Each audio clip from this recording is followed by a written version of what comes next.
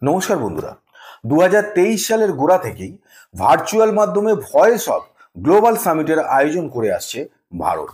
আন্তর্জাতিক মঞ্চে আরও একবার এই গ্লোবাল সাউথের অন্তর্ভুক্ত সমস্ত দেশকে একত্রিত হওয়ার আহ্বান জানালেন প্রধানমন্ত্রী নরেন্দ্র মোদী। অর্থনৈতিক প্রতিকূলতা এবং সন্ত্রাসবাদের বিরুদ্ধে যাতে এই সমস্ত দেশ একত্রিত হয়ে লড়াই করতে পারে, সেই কারণেই কিন্তু এই সামিটের আয়োজন করে ভারত। গ্লোবাল সাউথের অন্তর্ভুক্ত দেশ হিসেবে মোট 123টি দেশ এই ভার্চুয়াল সম্মেলনে যোগ দিয়েছিল, কিন্তু এখানে অনুপস্থিত ছিল চীন এবং পাকিস্তান। কিছুদিন আগেই ভারতের বিদেশমন্ত্রী ডক্টর এস জয়শঙ্কর জানিয়েছিল যে যেহেতু এই সম্মেলনের আয়োজক দেশ ভারত, তাই চীন এবং পাকিস্তানকে ভারত আমন্ত্রণই জানায়নি। কিন্তু বাংলাদেশের অন্তর্বর্তী সরকারের প্রধান হিসেবে দায়িত্ব নেওয়ার পর ডক্টর মোহাম্মদ ইউনূস এই অনুষ্ঠানে কিন্তু যোগ দিয়েছিলেন ভার্চুয়ালি।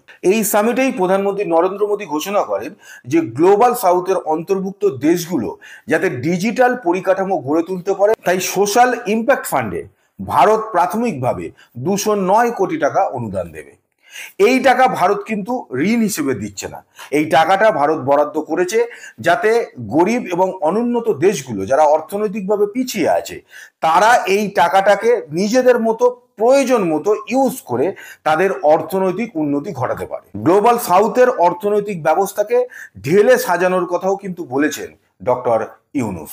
এখন প্রশ্ন হলো যে ভারত এই গ্লোবাল সামিটের আয়োজন কেন করছে, আর এই যে ফান্ডগুলোতে গভর্নমেন্ট বরাদ্দ করছে সেইটাই বা কি কারণে? এর পেছনে নিশ্চয়ই একটা উদ্দেশ্য তো থাকবে।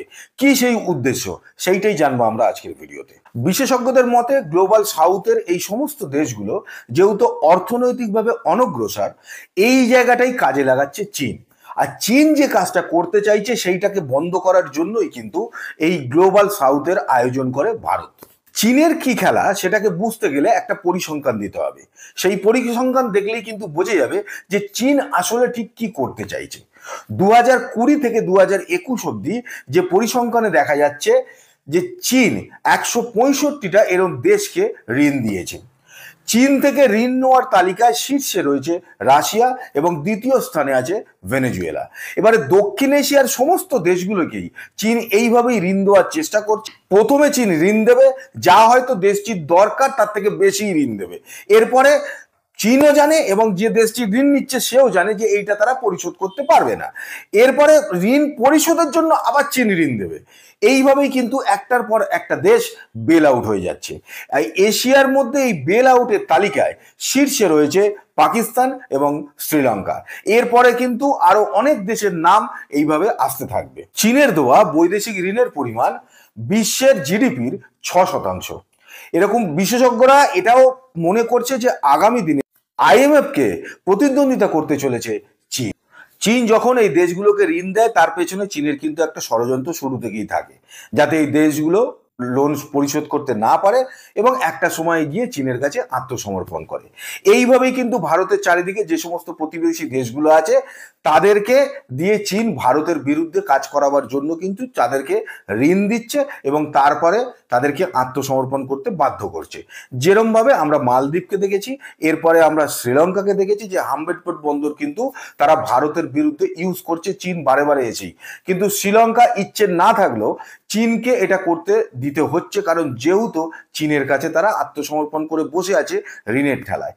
এইভাবে ঋণের জালে কিন্তু জড়িয়ে আছে ভারতের প্রতিবেশী আরো বেশ কয়েকটা রাষ্ট্র, যেমন পাকিস্তান, শ্রীলঙ্কা, বাংলাদেশ, আফগানিস্তান, নেপাল, মালদ্বীপ, এরকম বহু রাষ্ট্র যারা ভারতের প্রতিবেশী হিসেবে আছে তাদেরকে কিন্তু চীন চাইছে একের পর এক ঋণের জালে জড়িয়ে নিতে। আর এইখানেই ভারত এই গ্লোবাল সামিটের আয়োজন করেছে এই স্বার্থেই যে প্রত্যেকটা দেশকে এইটা দেখানো বা এইটা বোঝানো যে ভারত কোনো রকম ঋণের জালে কোনো দেশকেই জড়াতে চাইছে না। ভারত শুধুমাত্র চাইছে যে ভারতের পক্ষে যেটুকু সামর্থ্য সেইটা নিয়ে এগিয়ে এসে এই সমস্ত দেশগুলোকে সাহায্যের হাত বাড়িয়ে দেওয়া। এবং আস্তে আস্তে কিন্তু প্রথমের দিকে ভারতের বিরোধিতা অনেকেই করেছিল, কিন্তু এখন কিন্তু আমাদের প্রতিবেশী দেশগুলো আস্তে আস্তে এটা বুঝতে পারছে যে ভারতের উদ্দেশ্য কিন্তু অসৎ নয়। ভারত কোনো ঋণের জালে জড়াতে চাইছে না কাউকেই, কিন্তু যতটুকু সামর্থ্য আছে সেই সামর্থ্যের মধ্যে দাঁড়িয়ে যাতে আমাদের আশেপাশের যে সমস্ত গরিব বা তুলনামূলকভাবে অর্থনৈতিকভাবে একটু দুর্বল তাদেরকে সাহায্যের হাত বাড়িয়ে দেওয়া, যাতে তারাও তাদের দেশের অর্থনৈতিক উন্নতি কিছুটা হলেও ঘটাতে পারে। তাতে আমাদের সুবিধা একটাই, যে আমাদের প্রতিবেশী রাষ্ট্রগুলো যদি অর্থনৈতিকভাবে একটু সমৃদ্ধ হয়, তারা কিন্তু সন্ত্রাসবাদ দমনের ক্ষেত্রেও একটা অগ্রণী ভূমিকা নিতে পারে। আর এটাই ভারতের উদ্দেশ্য, যাতে একসাথে সবাই মিলে অর্থনৈতিক সমৃদ্ধির পথে এবং সন্ত্রাসবাদ ও বিচ্ছিন্নতাবাদকে যাতে দূরে রাখতে পারি আমরা, সেই দিকেই যাতে এগিয়ে যেতে পারি প্রত্যেকে, সেই কারণেই এই উদ্যোগ। আজকের ভিডিওটি যদি ভালো লেগে থাকে তাহলে লাইক করুন, সাবস্ক্রাইব করুন, শেয়ার করুন। আর যদি চান সবার আগে আমার ভিডিও আপনার কাছে পৌঁছে যাক, তাহলে বেল আইকন প্রেস করতে ভুলবেন না। দেখা হচ্ছে পরের ভিডিওতে নতুন কাহিনীর সঙ্গে। আজকের মতো বিদায় নিচ্ছি, ভালো থাকবেন, নমস্কার।